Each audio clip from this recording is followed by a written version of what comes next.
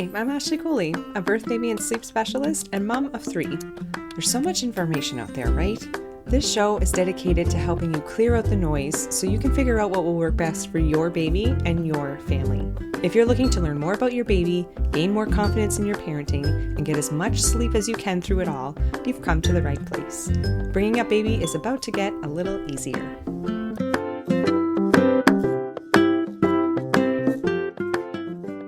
Everybody, welcome back to another episode of the Bringing Up Baby podcast. I'm Ashley Cooley, and today we're talking about sleep cues and wake windows.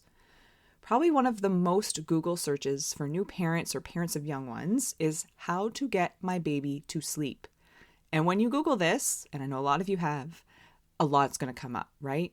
But what you'll probably end up focusing on are these two things right here: sleep cues and wake windows. Those predictors for how to know when's the right time to help your baby to sleep for them, because that is typically what's going to help them fall asleep a little bit easier, maybe stay asleep a little bit longer, and ultimately get their best sleep. Of course, there's a lot of things that come with this, but today we're going to break down this whole sleep cues versus wake windows, because sometimes we're hearing, okay, I need to go by how my baby tells me, when they tell me they are tired. So how can they do that? Well, this is what sleep cues are, right? So your baby could be yawning. They could be rubbing their eyes.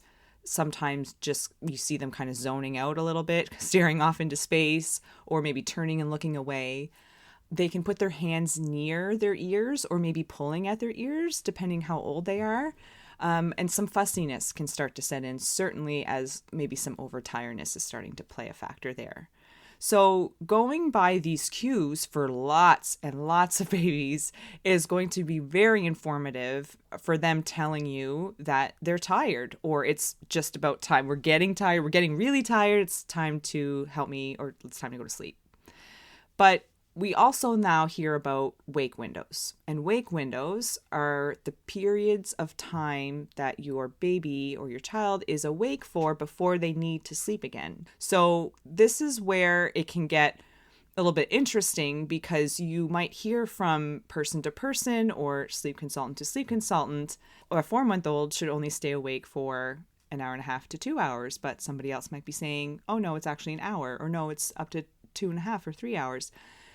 You can hear variations with this, and I'm sure this is where so many people were pulling their hair out. And I know, because I was that person too when this was me and I was going through this for the first time. Basically, these are averages, and I certainly treat them as averages for the families that I work with when we're talking about these things, that there are these kind of rough times, depending on how old your baby is, that they are going to need to sleep again for most babies. Not for all. So again, this is why we're breaking this down today, because we don't often get all the details on this. Okay, so first I'm going to talk about, or I'm going to break down some of these wake windows for babies, and then we're going to get into sort of where do we go from here. So for babies, fresh newborns, okay, usually the first month and a half, they're usually only staying awake for about 45 to 60 minutes, so up to an hour. Now, this one really gets an asterisk beside it, I feel, because yes, newborns sleep a lot. Yes, they mostly sleep during the day. Yes, they need to sleep really often, usually. But I've actually had one of these babies where, you know, the babies, the newborns, that you hear those things that like, oh, they will show you some sleep cues, or they will fall asleep after feeding, or they'll fall asleep in the car, in the stroller, but then they don't. And you're thinking, what's up with my kid, right? What's wrong? What am I doing wrong? Well, I will tell you that there's lots of things going on developmentally, and some babies, even some newborns, won't necessarily nap that often, and it's not necessarily a bad thing either.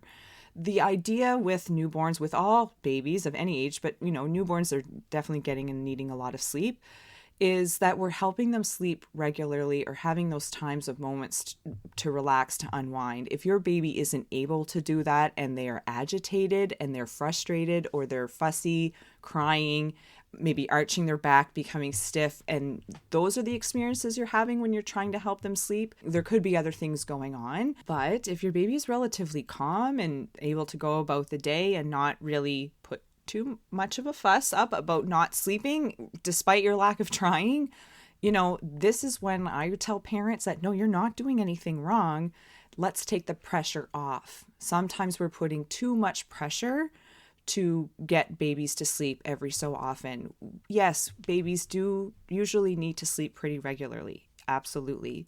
But you shouldn't be going head over heels day after day, losing so much sleep yourself, just trying to get them to sleep and it kind of not working. So sometimes taking the pressure off here is the best medicine, where, hey, can you go about your day? Would you like to go for a walk? Are you going to go to the grocery store? Of course, baby's coming with you, right? But maybe baby will catch a snooze here or there doing that. Maybe not, but we're taking the pressure off.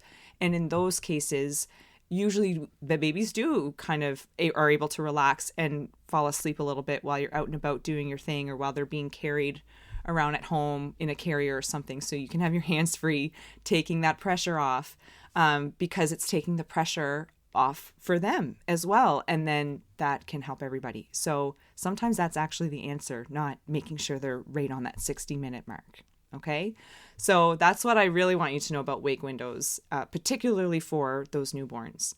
Now, when it comes to them getting older, so 2 to 4 months of age, typically a wake window might be somewhere between an hour to an hour and a half before they need to sleep again.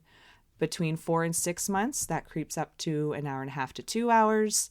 Between 6 and 8 months, between 2 and 3 hours. 8 to 10 months, could be anywhere between 2 to 3.5 hours, maybe creeping up to closer to 4. But that often happens by 12 months of age. So between 10 and 12 months, oftentimes those wake windows are somewhere around 2.5 hours, leading up to 4 hours towards the end of the day. Between 12 and 16 months, they're somewhere between 2.5 and 4.5 hours of awake time, and 16 to 18 months, about 3 to 5 hours, where they're maybe dropping down to 1 nap a day. That's where that 5 hours comes in. So that was a quick run through. Those of you who follow me on Instagram at Birth Baby Sleep, you would have seen we've posted about this just the other day, these wake windows. Of course, we talk about these all the time, but those are the rough wake windows, the guidelines that I work with when I'm working with families. But this is usually just a starting point. It's giving us an idea if sleep is kind of falling too far outside of these. Sometimes we try to bring it in a little bit, and then we're able to see, okay, what is going to work best for this baby? So now I'm going to share with you how to do that for yourself and your baby at home. And basically, it's coming down to a marriage between the two. Kind of having an idea of what the wake window is for your baby at their particular age. Typically for, let's say, a 4-month-old baby, those wake windows are usually somewhere around an hour and a quarter to an hour and a half early in the day. And as the day progresses, they might get a little bit longer and maybe stretching up to about 2 hours before bedtime. Okay, so those wake windows can stretch a little bit. That's why, again, there's usually a range, is not just because some babies might be at 2 hours, others might be at an hour and a half, but oftentimes the lower range is what their wake windows are earlier in the day, and the higher range can be what it gets up to by the end of the day. So going back to this 4-month-old, and if we're kind of going off of, an hour and a quarter to an hour and a half, maybe to start, and then up to 2 hours by the end of the day before bed, that would be what many 4-month-olds on average are capable of doing. That's why we see these guidelines. However, I've definitely worked with families where they can stay up a little bit longer, or it does shift a little bit more earlier in the day.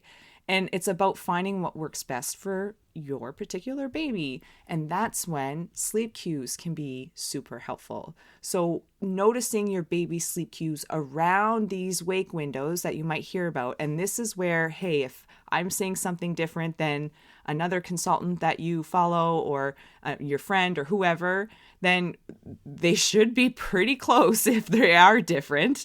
They shouldn't be too far off, really. But if there is that, this is why we have a range. So trying not to pinpoint or pigeonhole your baby's wake windows in what we're saying or what anyone says is normal or what it's supposed to be, but using that as a guide, knowing that, okay, this is maybe what most babies do, but my baby's special. My baby's different, and they absolutely are, and they might do something different. So noticing the sleep cues around these wake windows can be really telling for what's going to work best for your baby. Now, one more caveat here, guys. This actually happened with one of my little ones as well. We do sometimes hear about the FOMO baby, the baby who has a fear of missing out and won't show you one sweet little sleep cue unless it's already way too late. So this can happen sometimes. So if you find that you're rarely seeing sleep cues with your baby, or by the time you see them, it seems to be like such a hard time to put them down because they're already so overtired, which is unfortunately what happens when they get overtired. It can be hard to fall asleep. Definitely makes it hard to stay asleep. But if that's already happening, if that is happening, we could have the FOMO baby on our hands. And in this case, you do probably want to lean more towards the wake windows when it comes to deciding when your little one needs to go down. I've been in this situation. I can't tell you how many times. Well, for a better part of the year of my youngest daughter's life, because she was this FOMO baby. You know, she'd be happily jumping in the Jolly Jumper 1 minute, and then the next minute, I'm saying, okay, time to go up for the nap. When if there's anybody else in the room, they're kind of looking at me with two heads, like my friend or something, like, what? She was just like laughing and giggling. Why are we putting her to bed now? And, you know, lots of reasons for that, of course. But the main one is I know she's tired and she's going to need to sleep really soon. So by the time I get her upstairs and by the time we get her, you know, changed or read a book, putting on her sleep sack, baby feeding, again, it all depends how old they are, or what your process is with putting them to sleep. And then it's usually, it was almost always by the time, because zipping up the sleep sack for us was one of those last things in the routine. And that's when I would see the eye rubs. That's when I would see a yawn, or you just see that heaviness in their eyes, or some redness a little bit that comes around on their forehead or their eyes. So sometimes it's not until you're actually doing the routine where those cues come up. And that's the routine doing its magic. That is what a bedtime or a pre-sleep routine is for. It's to tell the body that sleep is coming soon. It's okay. You were having fun, but now it's time to relax and give into this because we're going to recharge. And so sometimes we're not seeing those till later. So if you have that FOMO baby, I feel you. I'm with you. Go with those wake windows. You'll find something that works for your baby. One last thing, if you're thinking maybe at this point that your baby is staying awake too long or not long enough, or you want to shift those wake windows a little bit to see what might work better or differently for your baby, I often recommend doing so just in small increments. So maybe by 5 or 10 minutes, switching it, let's say a 4-month-old baby out there somewhere is having a 4-hour wake window before bed and they're struggling to go to bed. So, hey, we just heard that maybe it should be a little bit earlier than that. 2 hours. 2 hours is a big chunk to just cut right off. And so this is kind of an extreme example, but I'm just to prove that point of if you feel like you need to change it quite a bit, don't change it quite a bit right off the bat. You can just slowly bring it forward by 5, 10, or 15 minutes every few days. So maybe do 10 minutes for 2 or 3 days and then do another 10 minutes or then another 5 minutes if you're creeping it up or down, wherever you're trying to move it. But doing so in smaller increments like that can help a lot of babies, especially those sensitive to change, adjust more easily. Now, if you were to ever hear that actually, no, it's not about sleep cues. It's not about wake windows. It's about what time you're putting your baby to sleep. And it should be at the same time every day.